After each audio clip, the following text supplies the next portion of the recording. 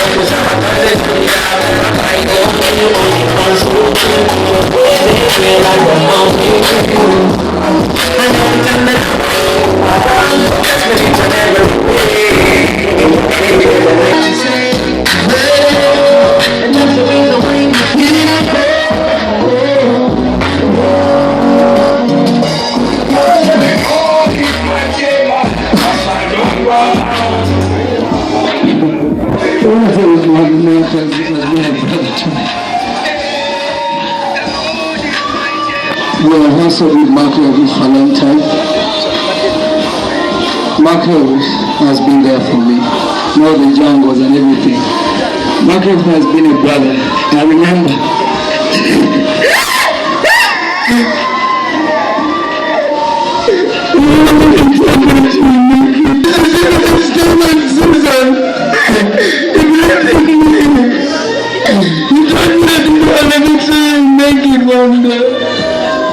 I used to move with him at night everywhere. We used to move with MAC ELVIS. I was so much with MAC.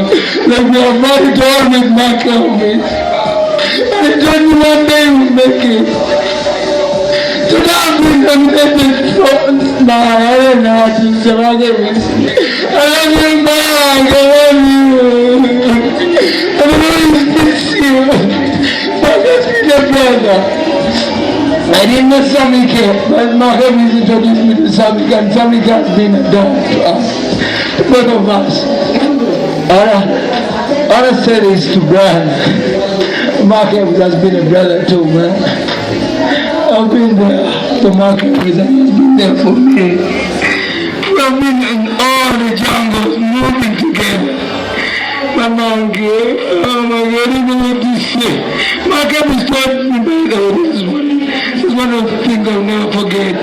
MAC ELVIS told me, you know, Levikson, you have to go back to school. I went back to school. And like we fought me and MAC ELVIS, and I paid for my school fees. I went back and did some courses. But now see MAC ELVIS nowhere to be seen, man. I love you, man.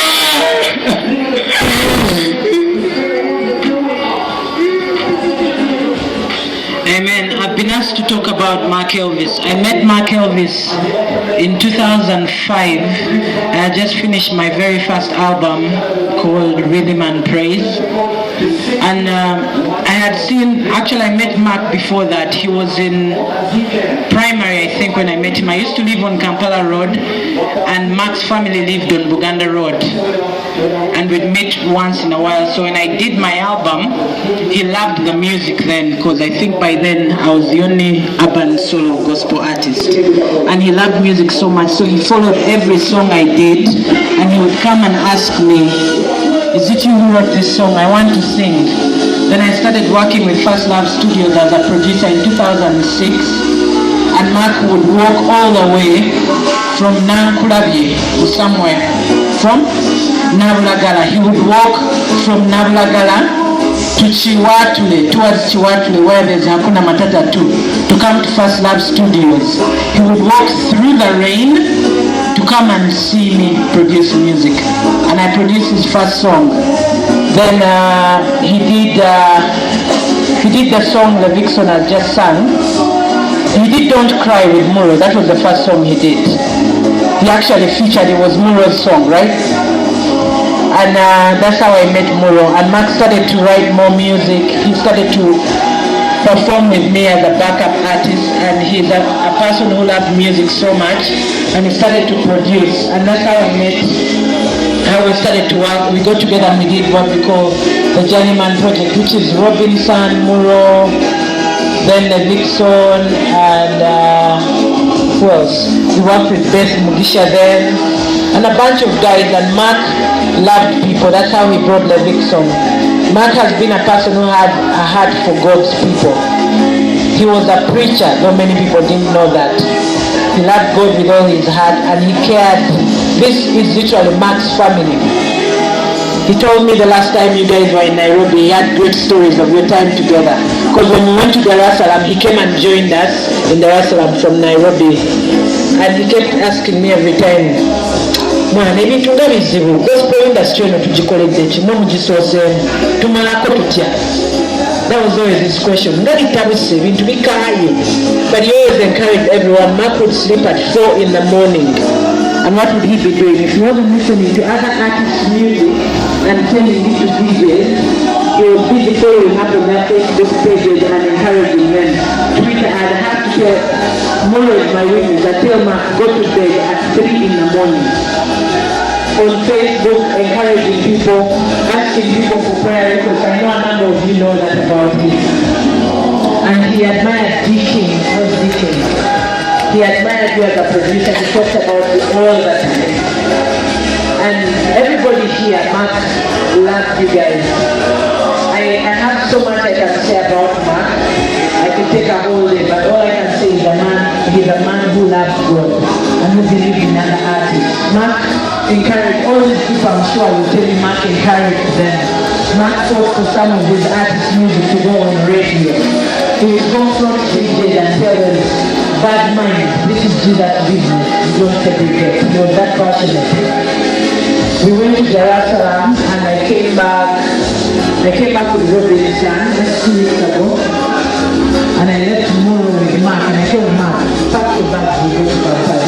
Mark said, "I am coming back with a plane," because the last time we went to Dar es Salaam, we came by bus and he flew back. So he said to visit with his friends and he believed he would fly back. We came back and left Mark there.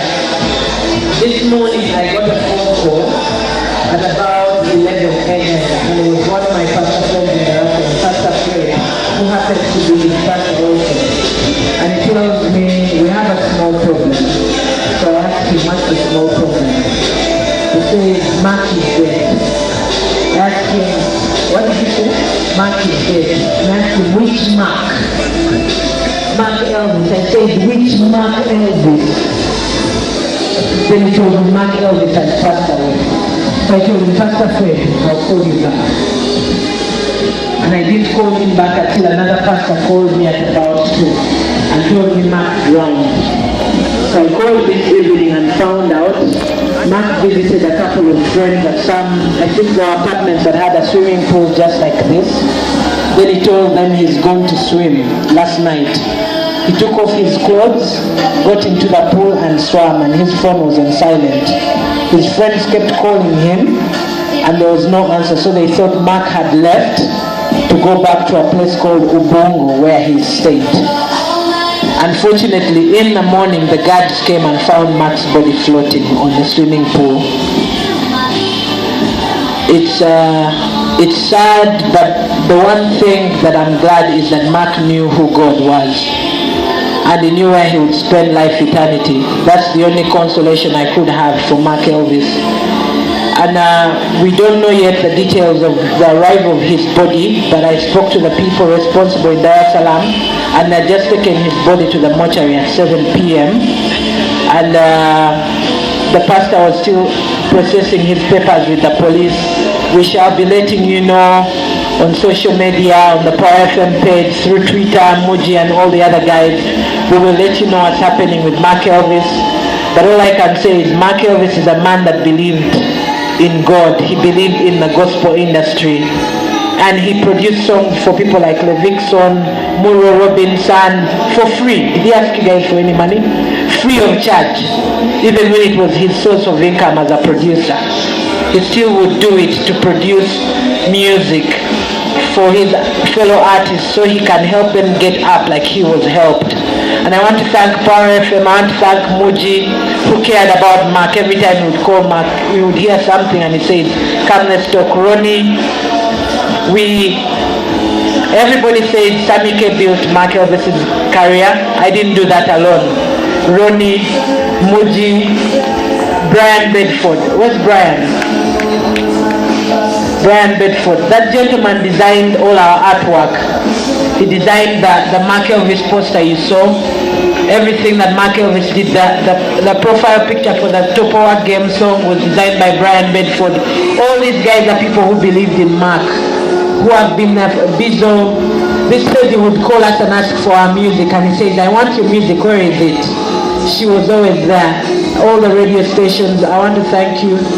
I can't say much, but I don't know if any of you guys had something to say. Maybe we'll invite Habzo. Habzo, please.